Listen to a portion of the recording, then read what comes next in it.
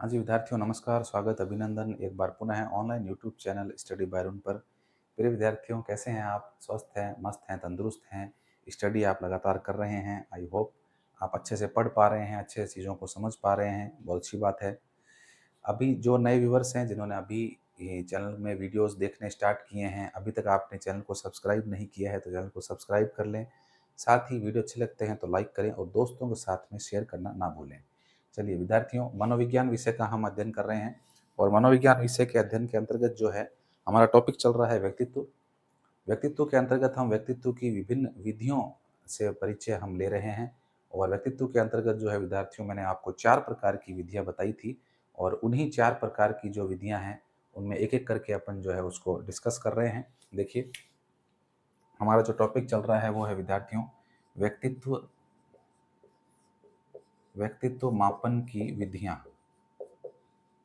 व्यक्तित्व मापन की विधियाँ। व्यक्तित्व मापन की विद्यार्थियों मैंने 4 प्रकार की विधियाँ आपको बताई थी। फिर से बता देता हूँ, जिन लोगों ने पहला वीडियो नहीं देखा है, वो उस पहले वीडियो को देख ले। व्यक्तित्व मापन से संबंधित पहला पार्ट जो है, वो मैं अपलोड कर चुका हूँ, उसे देख लें। नहीं देखा है तो, ताकि इस वीडियो को समझने में आपको ईज़ी हो जाएगा, आसानी हो जाएगी। फिर भी मैं एक बार मोटा-मोटा बता देता हूँ। व्यक्तित्व मापन की जो विधियाँ हैं विद्यार्थियों, 4 प्रकार की विधियाँ मैंने जो है आपको बताई थी। उसमें जो सबसे पहले प्रकार की विधियाँ हमने पढ़ी थी, वो थी प्रक्षेपी विधियाँ। प्रक्षेपी विधियाँ, प्रोजेक्शन मेथड। प्रोजेक्शन मेथड जो है वो अपन पढ़ चुके हैं विद्यार्थियों, प्रक्षेपी विधियाँ पढ़ चुके हैं। दूसरे नंबर की जो विधियाँ हैं विद्यार्थियों, वो हम पढ़ेंगे आपके व्यक्तिनिष्ठ विधियाँ। व्यक्तिनिष्ठ विधियाँ। व्यक्तिनिष्ठ विधियाँ कह दीजिए, चाहे आप इसको आत्मनिष्ठ विधियाँ भी कह सकते हैं। और तीसरे प्रकार की जो विधियाँ पढ़ेंगे विद्यार्थियों, वो अपन पढ़ेंगे वस्तुनिष्ठ विधियाँ। वस्तुनिष्ठ विधियाँ। व्यक्तित्व मापन की 4 प्रकार की विधियाँ होती हैं। प्रक्षेपी विधि, व्यक्तिनिष्ठ विधि, वस्तुनिष्ठ विधि और चौथी विधि जो पढ़ेंगे विद्यार्थियों, वो अपन पढ़ेंगे मनोविश्लेषणात्मक विधियाँ।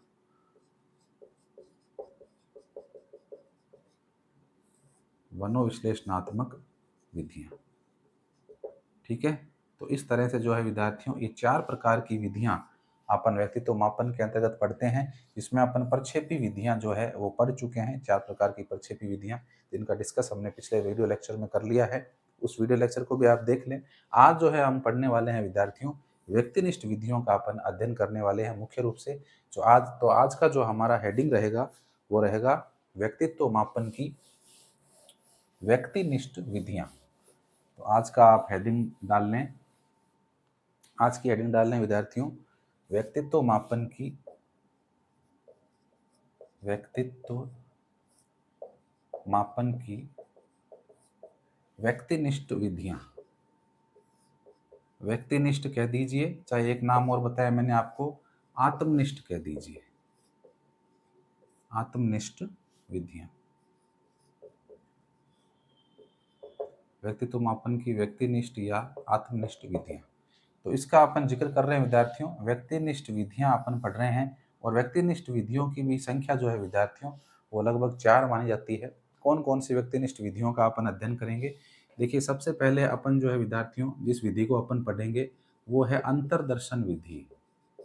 अंतर्दर्शन अंतर्दर्शन विधि सबसे पहली विधि अपन पढ़ेंगे। दूसरी विधि जो है विद्यार्थियों, वो अपन पढ़ेंगे आपके जीवन व्रत विधि। जीवन व्रत विधि, दूसरी विधि पढ़ेंगे अपन जीवन व्रत विधि। और तीसरे नंबर पे जो है विद्यार्थियों, अपन पढ़ेंगे आपके प्रश्नावली विधि। प्रश्नावली विधि पढ़ेंगे विद्यार्थियों तीसरे नंबर पे अपन। और चौथे नंबर पे अपन पढ़ने वाले हैं साक्षात्कार विधि।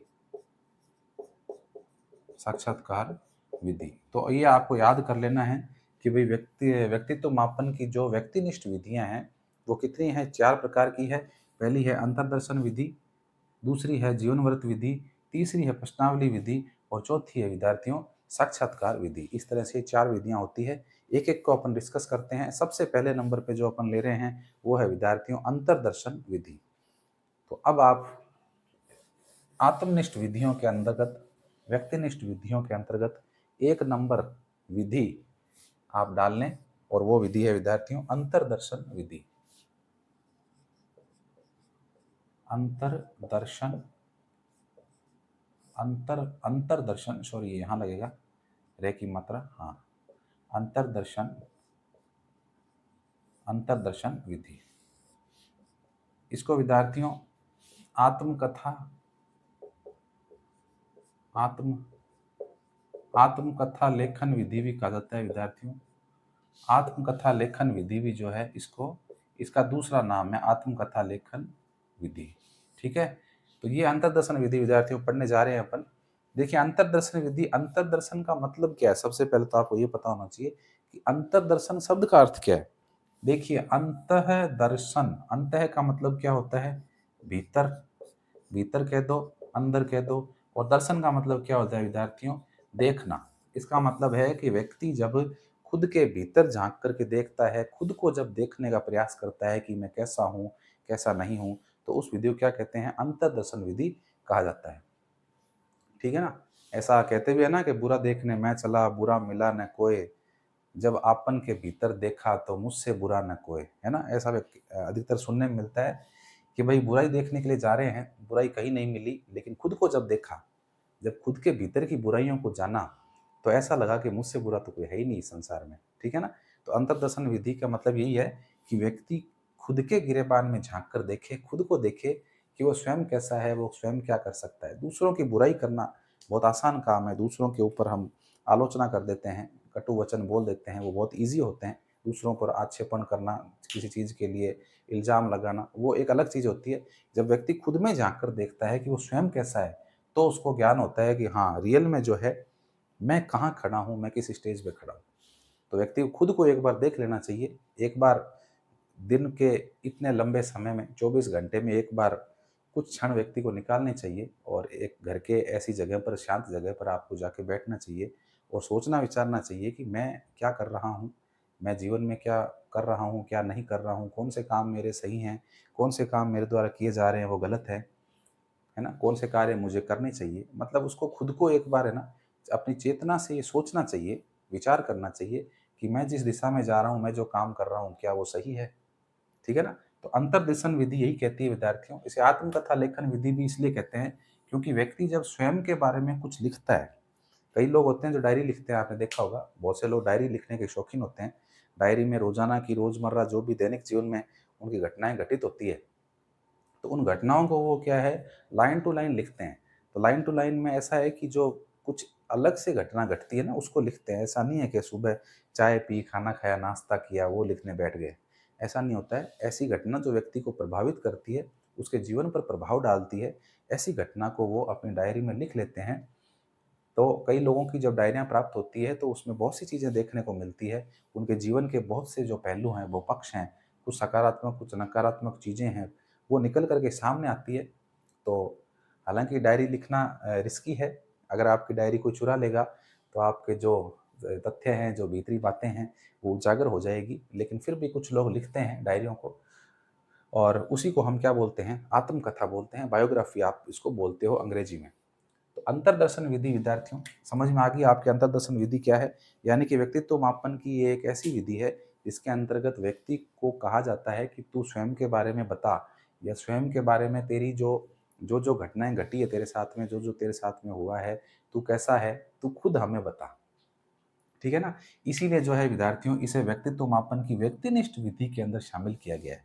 व्यक्तिनिष्ठ का अर्थ मैं आपको बताना भूल गया। व्यक्तिनिष्ठ का मतलब है कि ऐसी विधि जिस विधि के परिणामों पर किसी व्यक्ति विशेष का प्रभाव पड़ता है, उसे हम व्यक्तिनिष्ठ विधि कहते हैं। यानी कि कोई भी कार्य आप कर रहे हैं और उस कार्य में किसी और व्यक्ति का प्रभाव आ गया, तो उसको हम व्यक्तिनिष्ठ बोलते हैं। जैसे एग्जाम्पल से समझिए आप, एकदम आपके बिल्कुल गोली की तरह समझ में आएगा। जैसे मान लीजिए कि मैं एज ए टीचर हूँ और मेरे पास कुछ बच्चों की कॉपियाँ चेक होने के लिए आई है। ठीक है? व्यक्तिनिष्ठ की बात कर रहे हैं। व्यक्तिनिष्ठ का मतलब क्या होता है, ये बताने का प्रयास कर रहा हूँ मैं आपको।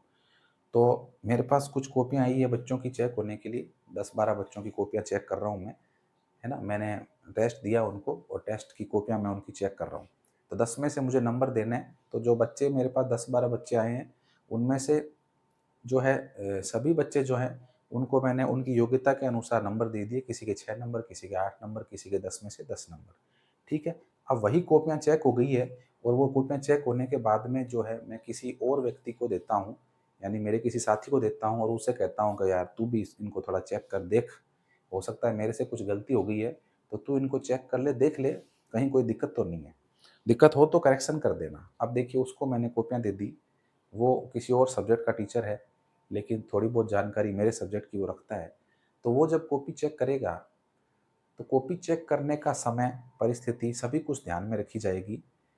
या तो वो ये सोचेगा यार मेरे को ये एक्स्ट्रा वर्क दे दिया सर ने, चलो फटाफट चेक करके फ्री हो, नक्की करो, है ना? या फिर कोई ऐसे टाइम में चेक करेगा जिस टाइम में बिल्कुल वो खाली हो या फिर उस समय उसको आलस आ रहा हो, नींद आ रही हो, ऐसे टाइम में वो चेक कर रहा है।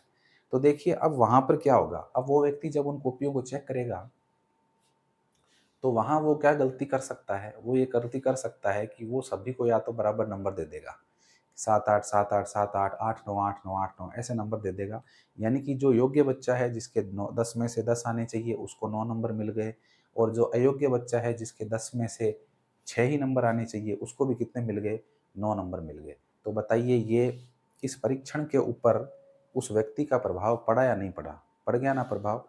यानी कि जो टेस्ट बच्चों से मैंने लिया था, तो उन टेस्ट में बच्चों के जितने रियल नंबर आने चाहिए थे उतने नहीं आए, बल्कि नंबरों में गड़बड़ हो गई। जो बच्चा जितने नंबर डिज़र्व करता था उसको उतने नंबर नहीं मिले, और जो नहीं करता था उसको भी उतने मिल गए। ठीक है? तो इसका मतलब वो जो टेस्ट था उसका जो परिणाम आया, रिज़ल्ट आया, उस रिज़ल्ट के ऊपर किसका प्रभाव पड़ा? उस टीचर का प्रभाव पड़ा ना। अगर वो टीचर ढंग से उसको चेक करता, तो वो वेरिएशन रखता, सब में विभिन्नताएँ रखता, जो होशियार बच्चे हैं उनके 10 में से 10 या 9 आते, और जो कमज़ोर बच्चे हैं जिन्होंने कुछ नहीं लिखा, उनके 5 या 6 नंबर आते हैं, लेकिन उसने सभी के 8-9 नंबर कर दिए। इसका मतलब उस परीक्षण के परिणाम के ऊपर उस व्यक्ति का, उस टीचर का क्या पड़ गया? प्रभाव पड़ गया। तो यहाँ भी यही है कि व्यक्तित्व मापन की ऐसी विधियाँ जिन विधियों के परिणामों के ऊपर किसी व्यक्ति का प्रभाव पड़ जाए, तो उसे हम क्या बोलते हैं? व्यक्तित्व मापन की व्यक्तिनिष्ठ विधि कहते हैं। समझ में आ गई? इसको आत्मनिष्ठ भी इसीलिए कहते हैं क्योंकि व्यक्ति का स्वयं का प्रभाव उस विधि पे पड़ रहा है। तो इसीलिए इसको क्या कह देंगे? आत्मनिष्ठ भी कह देंगे। आत्म मतलब सेल्फ, सेल्फ स्वयं का प्रभाव उस विधि पर पड़ रहा है। समझ में आया आपके व्यक्तिनिष्ठ, आत्मनिष्ठ का मतलब? अब देखिए बात कर रहे हैं अंतर्दर्शन विधि की। अंदर झाँक कर देखना, यानी स्वयं के अंदर क्या है, कैसे विचार हैं, वो प्रदर्शन करना। तो अब आप मुझे बताइए कि इस विधि के अंतर्गत अगर आप किसी व्यक्ति का व्यक्तित्व जानने का प्रयास करेंगे, तो क्या वो सही बातें आपको बताएगा अपने बारे में? नहीं बताएगा। जो उसके जीवन के अच्छे पक्ष हैं, जो अच्छी बातें हैं उसके अंदर, उनको तो वो उजागर कर देगा आपके सामने। लेकिन जो बुरे पक्ष हैं, जो उस व्यक्ति में कमियाँ हैं, उन कमियों को वो उजागर नहीं करेगा, अपने अंदर छुपा लेगा। इसका मतलब जब आप ये टेस्ट करेंगे, इस विधि के द्वारा व्यक्तित्व का मापन करेंगे, तो क्या परिणाम सही आएँगे? नहीं आएँगे। उन परिणामों पर उस व्यक्ति का क्या पड़ जाएगा? प्रभाव पड़ जाएगा।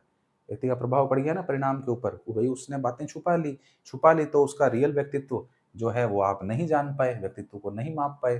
तो इसीलिए इस विधि को जो है विद्यार्थियों आत्मकथा लेखन विधि कहते हैं, और इसे किसमें शामिल किया है? व्यक्तिनिष्ठ प्रकार की विधि में शामिल किया गया है, क्योंकि इस विधि का परिणाम जो है वो 100% सही नहीं हो सकता। व्यक्ति तथ्यों को छुपा लेगा और छुपाने की वजह से उस व्यक्ति का प्रभाव इस विधि के परिणामों पर पड़ेगा। ओके, समझ में आ गई आपकी बात? तो अंतर्दर्शन विधि क्या होती है? चलिए, दोनों का अर्थ जान लिया अपन ने, व्यक्तिनिष्ठ का मतलब बता दिया मैंने आपको, और अंतर्दर्शन विधि का अर्थ क्या होता है ये भी मैंने आपको बता दिया।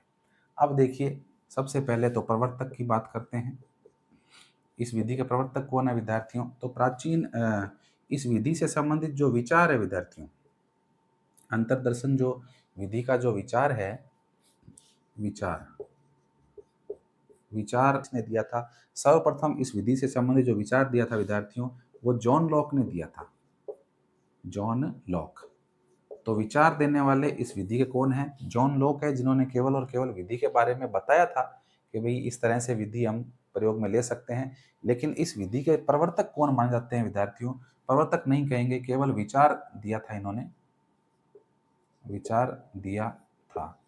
विचार किसने दिया? इस विधि से संबंधित जॉन लॉक ने दिया था। लेकिन प्रवर्तक कौन है, यानी कि इस विधि को विकास करने का, आगे इस विधि को बढ़ाने का श्रेय किसको देते हैं? तो वो हम देते हैं विलियम वुंट को। विलियम वुंट व टिचनर। टिचनर इनके साथी है। विलियम वुंट और टिचनर संरचनावाद के जनक माने जाते हैं। तो यही मनोवैज्ञानिक जो है विलियम वुंट और टिचनर, इन्होंने ही जो है इस अंतर्दर्शन विधि को जो है विद्यार्थियों इसका विकास किया था, इसको आगे बढ़ाया था और इसको जो है शिक्षा के क्षेत्र में वो लेकर के आए थे। ठीक है, लेकिन विचार किसने दिया था? विचार जॉन लॉक का दिया हुआ है।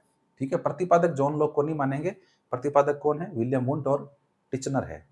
ठीक है, चलिए ये विधि समझ में आ गई। लिख लेते हैं एक लाइन में इसमें, इस विधि में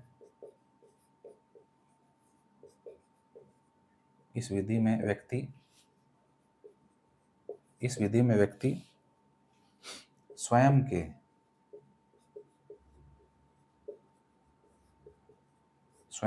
इस विधि में व्यक्ति स्वयं के व्यक्तित्व से संबंधित पक्षों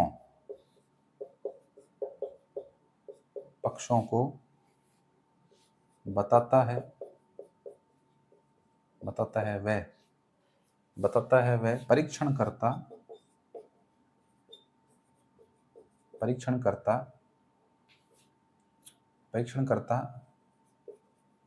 व्यक्ति के विचारों को जानकर व्यक्तित्व का निर्धारण करता है। विचारों को जानकर व्यक्तित्व का निर्धारण करता है। ठीक है, तो बहुत सी ऐसे इस विधि का प्रयोग जो है विद्यार्थियों, ये प्राचीन विधि है, ये भी आप लिखें। यह व्यक्तित्व मापन की प्राचीन विधि है, वर्तमान में प्रयोग में नहीं आती है, क्योंकि इस विधि के जो परिणाम हैं वो 100% सही नहीं होते हैं, इसलिए इस विधि को वर्तमान में कोई प्रयोग में लेता नहीं है, यूजलेस है ये। तो ये व्यक्तित्व मापन की कैसी विधि है? प्राचीन विधि है। व्यक्तित्व मापन की प्राचीन विधि है, ये लिखना आप इसको।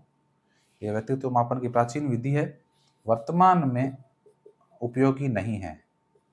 वर्तमान में आप इसको लिख लीजिए अप्रचलित है, अप्रचलित ऐसे लिख लीजिए, अप्रचलित, प्रचलन में नहीं है, वर्तमान में क्या है? अप्रचलित है ये। ठीक है, कैसी विधि है? व्यक्तित्व मापन की प्राचीन विधि है विद्यार्थियों। अच्छा, इस विधि के अंतर्गत बात करें तो देखिए, आत्मकथा की बात करें अपन तो बहुत से ऐसे विद्वान हैं जिन्होंने अपनी आत्मकथाएं लिखी है। इसमें अपन जवाहरलाल नेहरू की बात करें, जिन्होंने भारत एक खोज नामक उनकी आत्मकथा है, जिसमें पूरे भारत के बारे में, विभिन्न हिस्सों के बारे में वर्णन देखने को मिलता है, इतिहास के बारे में, कला संस्कृति के बारे में जानकारी मिलती है, उनके स्वयं के अनुभव है वो भी हमें देखने को मिलते हैं, है ना। तो वो इस विधि के अंतर्गत ही अपन मान सकते हैं।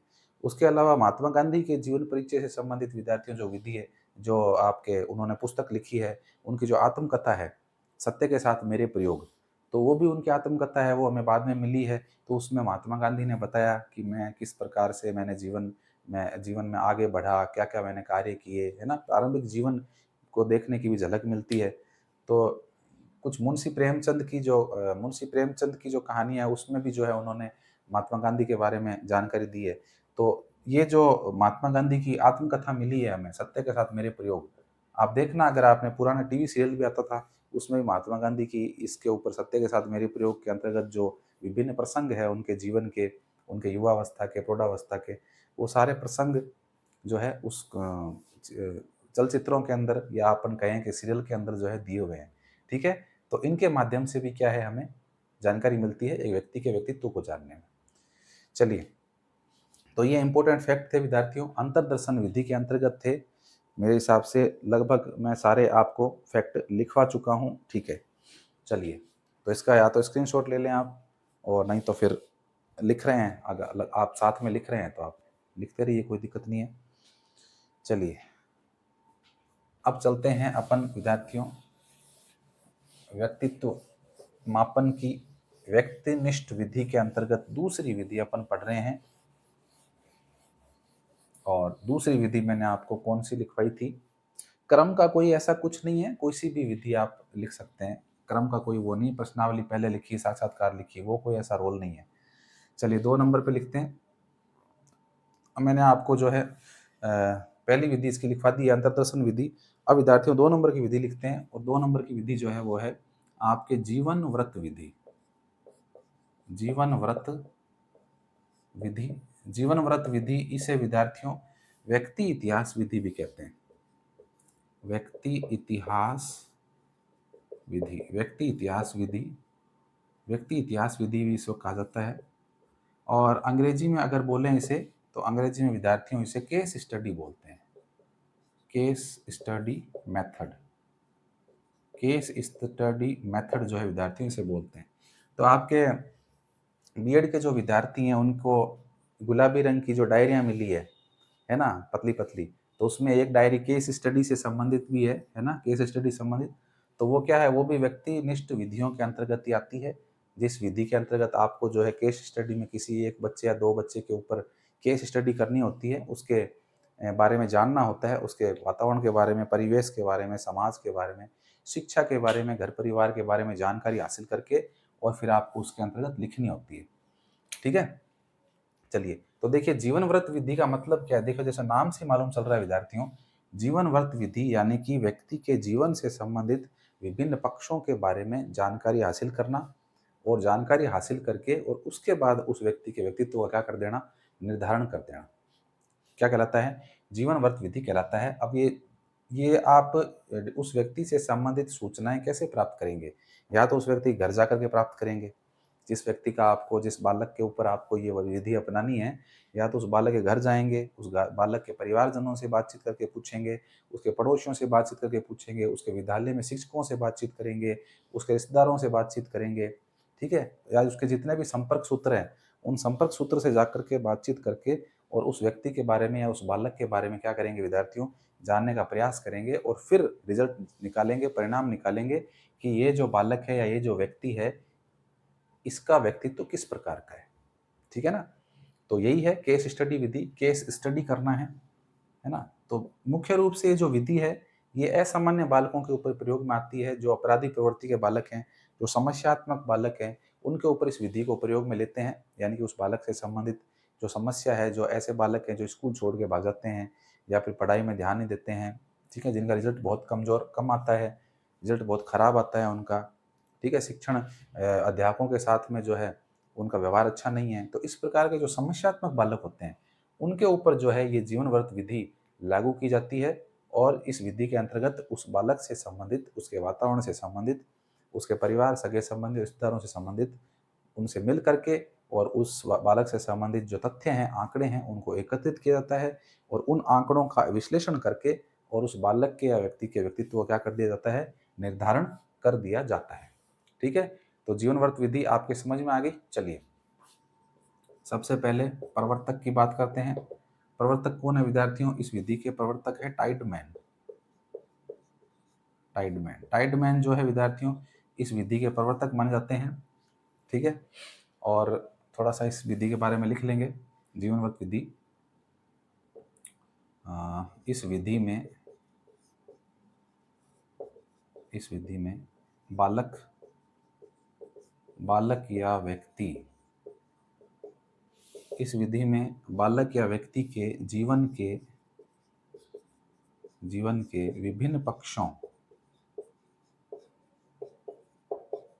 विभिन्न पक्षों से संबंधित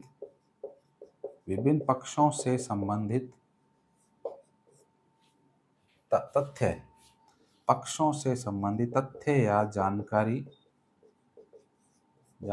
एकत्रित की जाती है। वह विश्लेषण के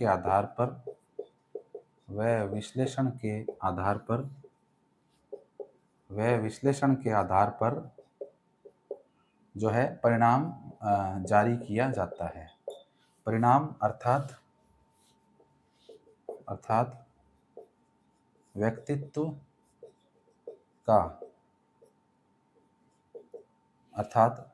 का निर्धारण किया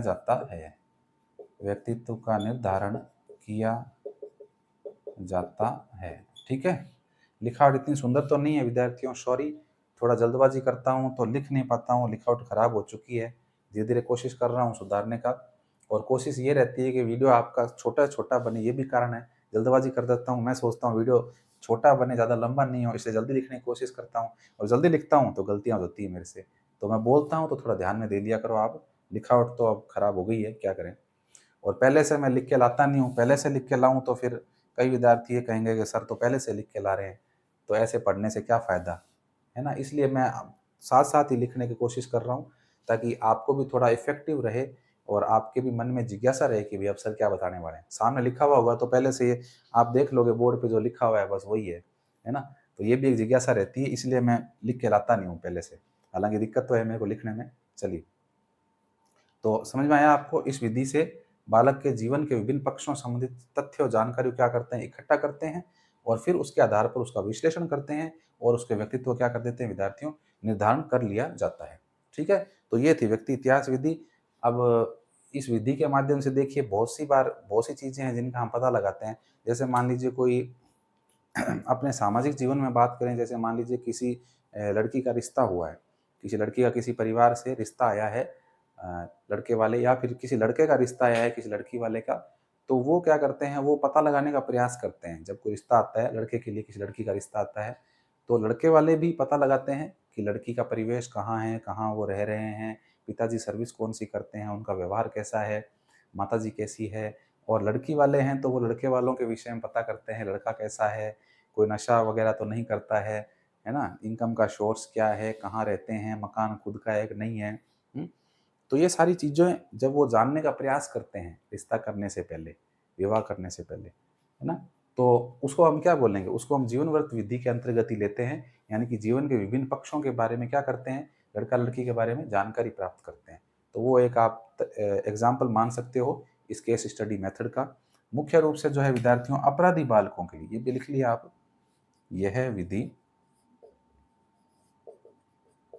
यह विधि मुख्य रूप से यह विधि मुख्य रूप से अपराधी बालकों के लिए अपराधी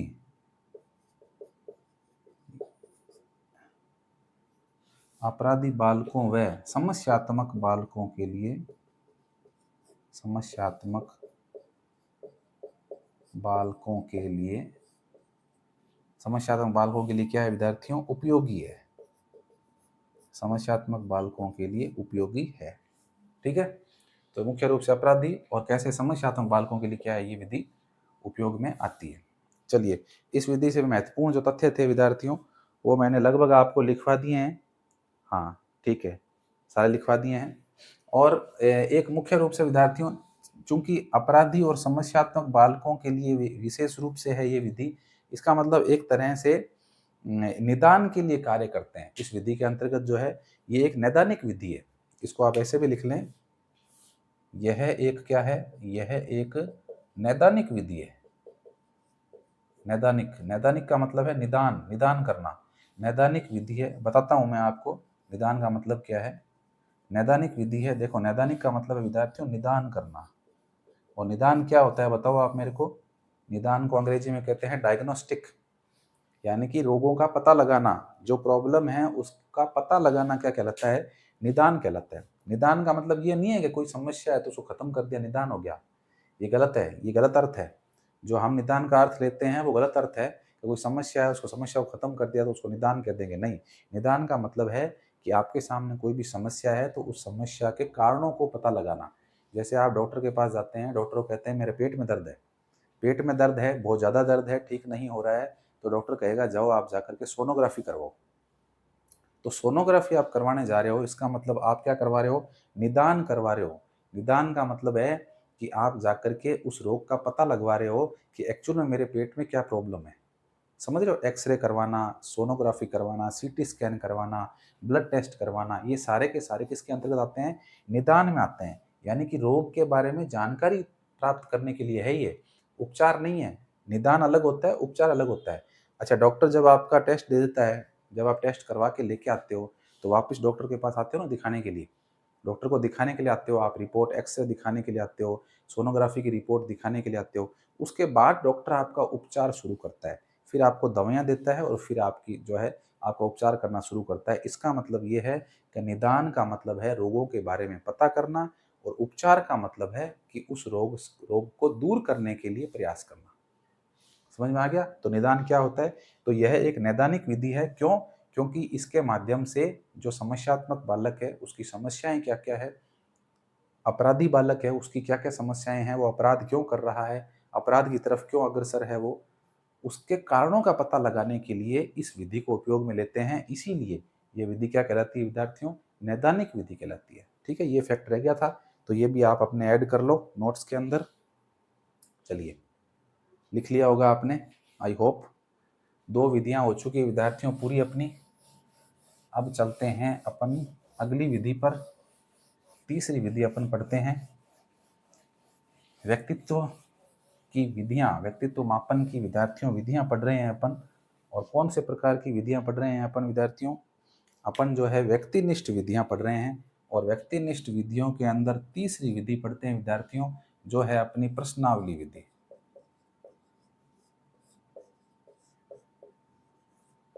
प्रश्नावली विधि, तीसरी विधि जो है विद्यार्थियों, उसका नाम है प्रश्नावली विधि। देखिए, प्रश्नावली विधि जैसा कि नाम से मालूम चल रहा है, प्रश्नों की अवली, प्रश्न प्लस अवली। देखिए, प्रश्न प्लस अवली, अवली का मतलब क्या होता है विद्यार्थियों, श्रृंखला होता है ना। अवली का मतलब श्रृंखला होता है, लाइन।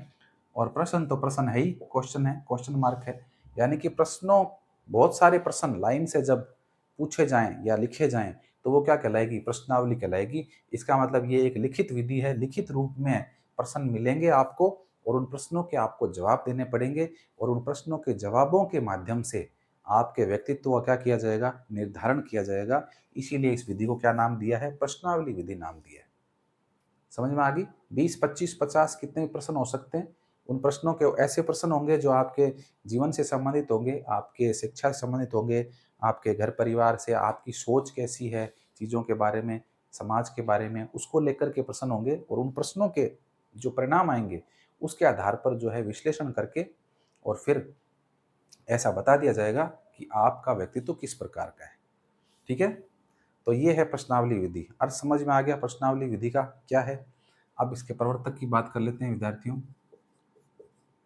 प्रवर्तक में विद्यार्थियों सबसे पहले लिखेंगे आप प्राचीन प्रवर्तक। देखिए, प्राचीन प्रवर्तक की अगर बात करें तो वो है विद्यार्थियों सुकरात। प्रश्नावली विधि के प्राचीन प्रवर्तक जो है विद्यार्थियों, वो सुकरात कहलाते हैं। और इन्होंने ये प्रश्नावली विधि को नाम क्या दिया है, प्रश्नोत्तर विधि नाम दिया है। ठीक है ना, इन्होंने प्रश्नोत्तर विधि नाम दिया है। ये विधि कैसी थी, ये विधि विद्यार्थियों मौखिक थी। ये भी आपको लिखना है, ध्यान रखना है, मौखिक थी। प्रश्नोत्तर, प्रश्न पूछा उत्तर दे दिया, तो मौखिक हुई ना, लिखने का काम है नहीं है। लेकिन प्रश्नावली विधि तो लिखित विधि है। लेकिन जो प्राचीन प्रवर्तक है, यानी कि स्टार्ट किया है प्रश्नों के माध्यम से ही तो आप उत्तर लेने का प्रयास कर रहे हो, चाहे वो लिखित हो चाहे मौखिक हो। तो प्राचीन जनक अगर अपन कहेंगे तो वो कौन कहलाएंगे, सुकरात कहलाएंगे, जिन्होंने प्रश्नावली विधि को क्या नाम दिया, प्रश्नोत्तर विधि के नाम से जारी किया था। और ये कैसी विधि थी, मौखिक विधि थी। लेकिन प्रश्नावली विधि कैसी है, लिखित विधि है विद्यार्थियों। ये ध्यान रखना आप, ये लिखित विधि है। ठीक है, तो प्रश्नावली विधि के आधुनिक जनक कौन है, ये भी आपको पता होना चाहिए। आधुनिक प्रवर्तक, आधुनिक प्रवर्तक जो है विद्यार्थियों, वो आर एस वुडवर्थ है। आर एस वुडवर्थ जो है विद्यार्थियों, ये प्रश्नावली विधि के आधुनिक प्रवर्तक या जनक माने जाते हैं।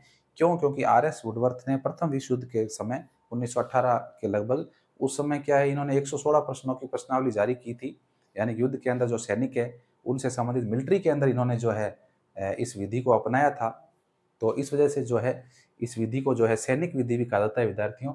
लेकिन प्रश्नावली विधि का मतलब यही है कि बहुत सारे प्रश्न लाइन से होते हैं और वो प्रश्न जो है जिसके ऊपर ये प्रयोग करना होता है उसको दे दिए जाते हैं। और उन प्रश्नों के उत्तर जो व्यक्ति देता है तो उन उत्तरों के माध्यम से विश्लेषण करके और उसके व्यक्तित्व क्या करते हैं, निर्धारण किया जाता है। ठीक है, तो समझ में आ गया आपको, प्राचीन प्रवर्तक हो गए, आधुनिक प्रवर्तक हो गए। चलिए, अब जो है विद्यार्थियों अपन इस विधि के प्रश्नावली के बारे में थोड़ा जान लेते हैं। देखिए, प्रश्नावली प्रश्नावली विधि के लिए विद्यार्थियों, प्रश्नावली विधि के लिए प्रयोगकर्ता को प्रश्नावली विधि के लिए प्रयोगकर्ता को साक्षात साक्षात जाने की आवश्यकता नहीं होती है। आवश्यकता नहीं होती है, नहीं होती है। ठीक है, ये बात समझे आप कि प्रश्नावली विधि के लिए जो प्रयोग करता है, यानी कि जिस व्यक्ति को किसी के व्यक्तित्व की जांच करनी है, तो उस प्रयोगकर्ता को जो प्रयोग कर रहा है, उसको उस व्यक्ति के पास जाने की आवश्यकता नहीं है। कोई आवश्यकता नहीं है। क्यों नहीं है? क्योंकि प्रश्नावली विधि में आपने प्रश्नावली बना ली, 40-50 प्रश्न आपने लिख लिए, कागज पर प्रिंट ले लिए और प्रिंट लेकर के अब आप उसको जो है उन कागजों को डाक के माध्यम से उस व्यक्ति के पास जिस पर आप प्रयोग कर रहे हो उसके पास आप भेज सकते हो। वो फिर उस प्रश्नावली को भर करके टिक लगा करके या जो भी प्रश्नों के उत्तर है वो लिख करके और वापिस आपको भेज देगा और फिर आप जो है उस विधि से उस व्यक्ति के व्यक्तित्व का पता लगा लोगे। ठीक है? तो प्रयोगकर्ता को साक्षात जानने की आवश्यकता नहीं होती है, यानी जिसके ऊपर प्रयोग कर रहे हैं उसका आमने-सामने होना आवश्यक नहीं होता है। ये एक इम्पोर्टेंट बात है। चलिए, अच्छा, जितने भी आप देखते हैं, जितने भी शोध होते हैं विद्यार्थियों, प्रयोग जो होते हैं, जो बड़े स्तर के शोध होते हैं, जैसे भारत लेवल पर पूरे भारतवर्ष में कोई शोध चल रहा है और वो एक बड़ा शोध है, कोई बड़ा रिसर्च है, तो उसका क्षेत्र दायरा बहुत बड़ा होगा, है ना? मान लीजिए कोई राजस्थान का व्यक्ति है और उसको कर्नाटक या फिर आप कहीं नीचे जो आपके दक्षिण भारत के जो राज्य हैं, केरल है, तमिलनाडु है, कर्नाटक है, वहाँ जाकर के अगर उसको शोध करना है, तो बार-बार तो वो वहाँ पे जा नहीं पाएगा। डेटा कलेक्शन करना है, सूचनाएँ उसको वहाँ से लेनी है। कर्नाटक से मान लो उसको सूचनाएँ प्राप्त करनी है, कर्नाटक के किसी स्कूल से, तो वहाँ जाकर के उसको बार-बार वहाँ जाना पॉसिबल नहीं है।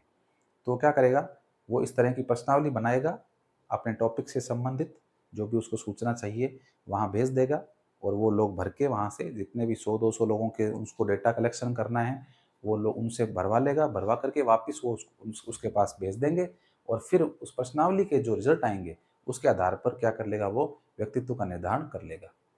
ठीक है?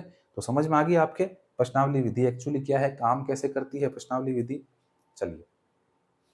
अच्छा, अब जो है विद्यार्थियों, इस प्रश्नावली विधि के अंतर्गत हम प्रश्नावली कुछ प्रकारों के बारे में जान लेते हैं कि प्रश्नावली के प्रकार कितने होते हैं।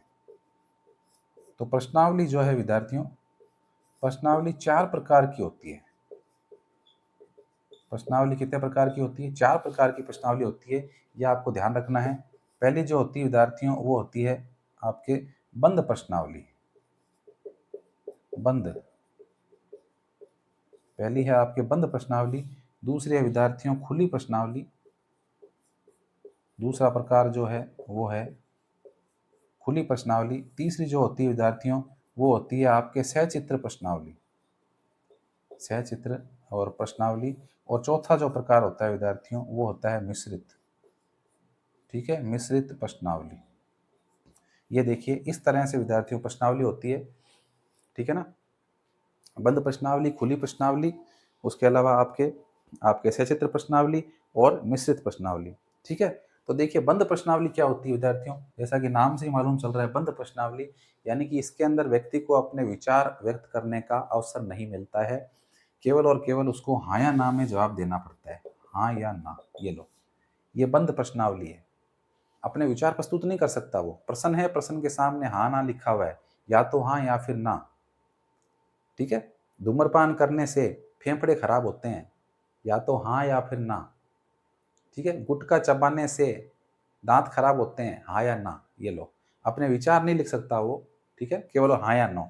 इसीलिए इसको क्या बोलेंगे? बंद प्रश्नावली बोलेंगे। दूसरी है खुली प्रश्नावली। खुली प्रश्नावली में क्या होता है विद्यार्थियों? खुली प्रश्नावली के अंदर आप एक शब्द में, एक लाइन के अंदर अपने उत्तर लिख सकते हैं। जैसे आपके पेपर में प्रश्न आते हैं ना, 10 प्रश्न छोटे वाले आते हैं।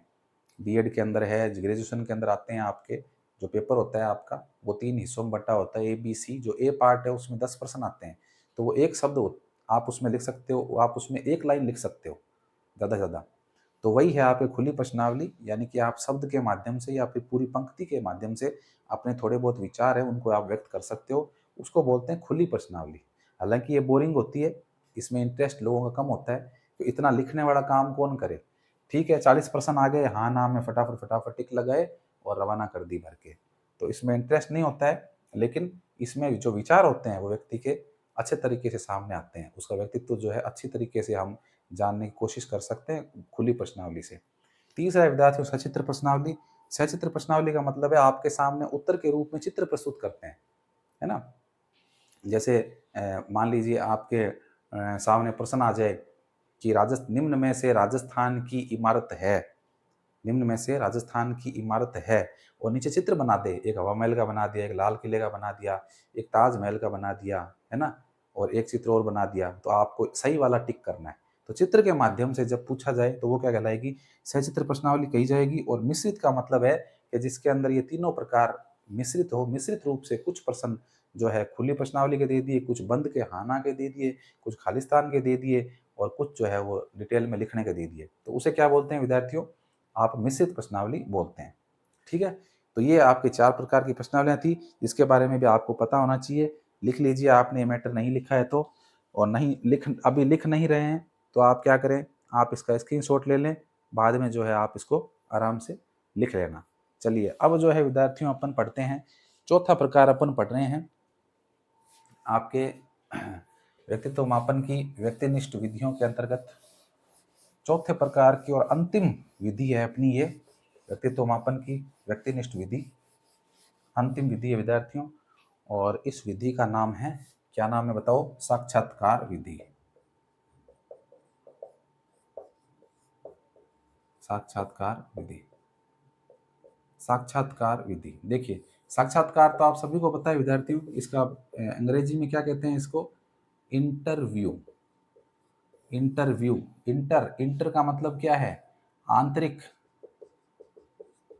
आंतरिक, व्यू का मतलब क्या है विद्यार्थियों, आंतरिक, आंतरिक रूप से देखना या मूल्यांकन करना, है ना।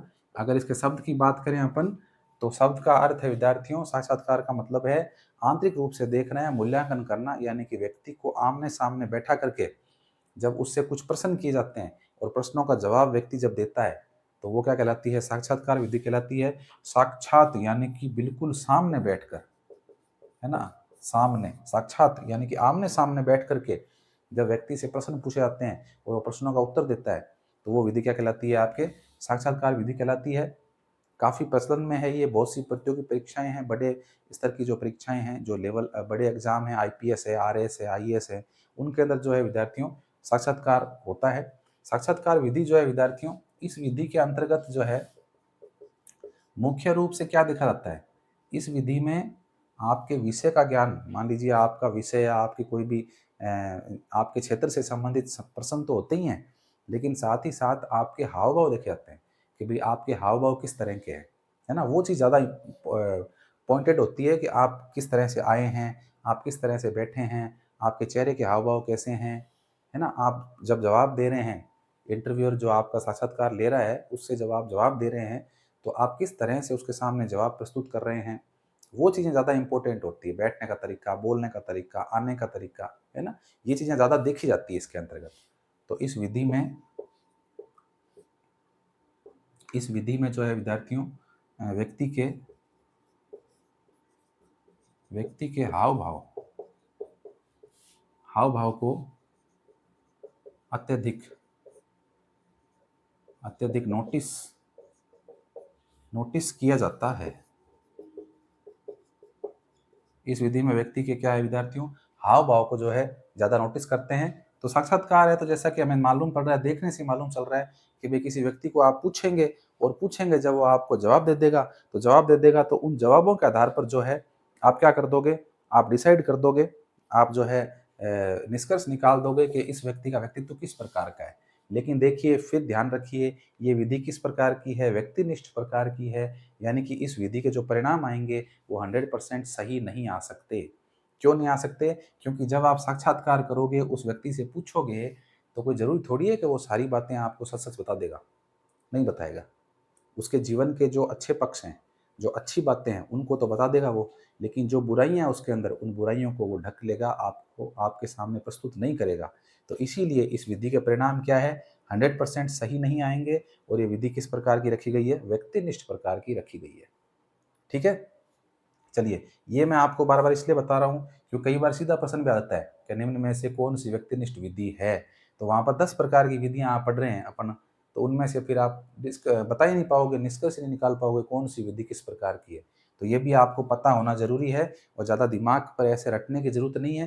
थोड़ा-सा आप दिमाग में आप लॉजिक रखो कि भई साक्षात्कार आमने-सामने बैठे हैं, बात छुपा रहा है, अच्छी बातें बता रहा है, बुरी बातें छुपा रहा है, इसका मतलब कैसी विधि है? व्यक्तिनिष्ठ प्रकार की विधि है। चलिए, तो हाव-भाव महत्वपूर्ण होते हैं, ठीक है? और इस विधि के अंतर्गत विद्यार्थियों, साक्षात्कार के अंतर्गत मैं आपको साक्षात्कार के प्रकार बता देता हूँ। साक्षात्कार के प्रकार, कि भाई साक्षात्कार कितने प्रकार का होता है, ये आपको पता होना चाहिए विद्यार्थियों। साक्षात्कार जो है 2 प्रकार का होता है। एक तो होता है विद्यार्थियों नियंत्रित, नियंत्रित या इसको आप औपचारिक बोल सकते हो, ठीक है? औपचारिक, औपचारिक साक्षात्कार। और दूसरा अनियंत्रित, यानी कंट्रोल नहीं होगा कोई किसी प्रकार का, अनियंत्रित लिख लो और सही से लिख दो, हाँ, अनियंत्रित। दूसरा है अनियंत्रित, या फिर आप इसको क्या बोलेंगे? अनौपचारिक बोलेंगे, अनौपचारिक साक्षात्कार, ये लो, ठीक है? 2 प्रकार के साक्षात्कार होते हैं विद्यार्थियों। नियंत्रित देखिए, जैसा कि नाम से मालूम चल रहा है, नियंत्रित है, औपचारिक है।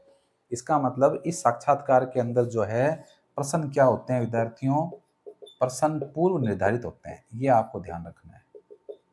ये आपको मेन बात पता रखनी है कि भाई नियंत्रित साक्षात्कार के अंदर नियंत्रित मात्रा में ही प्रश्न पूछे जाते हैं, यानी कि जो विषय वस्तु एक निश्चित कर दी गई है उसी में से प्रश्न पूछे जाएंगे। जैसे मान लीजिए पुलिस विभाग में आईपीएस कोई बनने जा रहा है और उसको वहाँ पर साक्षात्कार के लिए बुलाया है, तो वहाँ पर साक्षात्कार जो ले रहा है उसके सामने जो है पुलिस विभाग से संबंधित पूरी फाइल रखी हुई होगी और उसको कहा जाएगा कि भैया पुलिस डिपार्टमेंट से संबंधित जो प्रश्न है ना वही पूछने हैं तेरे को, इसके अलावा तेरे को कोई लेना देना नहीं है। बाहर से इधर के उधर के, विदेश के, राजस्थान के, भारत के क्षेत्रों के कोई मतलब नहीं तेरे को सिर्फ पुलिस डिपार्टमेंट से संबंधित प्रश्न पूछने हैं।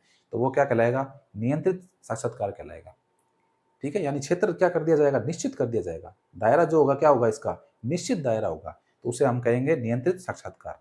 दूसरा है अनियंत्रित साक्षात्कार। इसका मतलब ये जो है विद्यार्थियों, अनियंत्रित साक्षात्कार का मतलब है कि प्रश्न जो होते हैं वो पूर्व निर्धारित नहीं होते हैं। प्रश्न पूर्व निर्धारित, प्रश्न पूर्व निर्धारित नहीं होते हैं, यानी कि प्रश्न जो है साक्षात्कारकर्ता अपने तरीके से पूछ सकता है, वो किसी भी जगह के पूछ सकता है। जैसे आईएएस आरएएस के जो है आपके इंटरव्यू होते हैं उसके अंदर देखो, पूरे आरएएस का हो रहा है तो राजस्थान से संबंधित पूछ सकते हैं, पूरे राजस्थान से संबंधित किसी भी योजना के बारे में पूछा जा सकता है, ठीक है? आईएएस का इंटरव्यू हो रहा है तो पूरे भारतवर्ष के अंदर जो योजनाएं चल रही है, किसी भी योजना के बारे में, किसी भी क्षेत्र के बारे में जो है उस व्यक्ति से पूछा जा सकता है साक्षात्कारकर्ता के द्वारा। तो इसीलिए क्या क्या कहलाती है? अनियंत्रित प्रकार की जो है साक्षात्कार कहलाता है, ठीक है विद्यार्थियों? तो ये साक्षात्कार विधि थी जिसके माध्यम से जो है व्यक्ति के व्यक्तित्व के बारे में जानकारी प्राप्त की जा सकती है, और ये सर्वाधिक लोकप्रिय विधि विद्यार्थियों वर्तमान समय में जो है ये काफ़ी लोकप्रिय है, वर्तमान समय में काफ़ी चर्चा में है, इसके बारे में अपन बात कर चुके हैं। तो ये है विद्यार्थियों, लगभग सारे फैक्ट मैंने आपको बता दिए। व्यक्तिनिष्ठ विधियाँ, 4 प्रकार की विधियाँ अपन ने पढ़ ली है। व्यक्तिनिष्ठ विधियों में कौन कौन सी पढ़ी विद्यार्थियों? सबसे पहले अपन ने पढ़ी थी अंतर्दर्शन विधि, दूसरी अपन ने पढ़ी है व्यक्ति इतिहास विधि, तीसरी अपन ने पढ़ी है प्रश्नावली विधि, और चौथी पढ़ी है विद्यार्थियों साक्षात्कार विधि। 4 विधियाँ अपन पढ़ चुके हैं। आज के लिए इतना ही, मिलते हैं और आगे इसी वीडियो के अंतर्गत अगला पार्ट में इसका अपलोड करूँगा, तो उसमें और जो अन्य विधियाँ हैं उनके बारे में हम डिस्कस करेंगे। आज के लिए इतना ही। अभी तक चैनल को सब्सक्राइब नहीं किया है तो कर लें, वीडियो अच्छा लगता है तो लाइक करें, दोस्तों के साथ में शेयर करना ना भूलें। आज के लिए इतना ही, मिलते हैं इसके नेक्स्ट वीडियो में, तब तक के लिए नमस्कार।